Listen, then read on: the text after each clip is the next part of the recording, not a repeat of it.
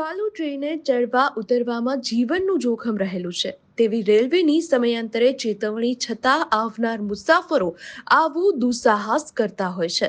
Rajkot railway station પર આવેલી સૌરાષ્ટ્ર મેલમાં ચાલુ ટ્રેનમાંથી ઉતરવા જતા એક મુસાફર પટકાઈને ટ્રેન પ્લેટફોર્મની વચ્ચે ફસાયો હતો. ચાલુ ટ્રેને મુસાફર 10 ફૂટ જેટલો ઢસડાયો હતો. આ દ્રશ્ય જોઈને ફરજ પર તૈનાત આરપીએફ જવાન પ્રભાત લોખીલ અને અન્ય લોકો દોડી ગયા હતા.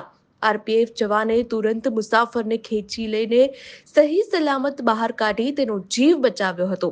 સીસીટીવીમાં કેદ થયેલી આ ઘટના બાદ આરપીએફ જવાનની સતર્કતાની રેલવેના ડિવિઝનલ સિક્યોરિટી કમિશનર કમલેશ્વર સિંઘે સહિતના અધિકારીઓએ પ્રશંસા કરી હતી.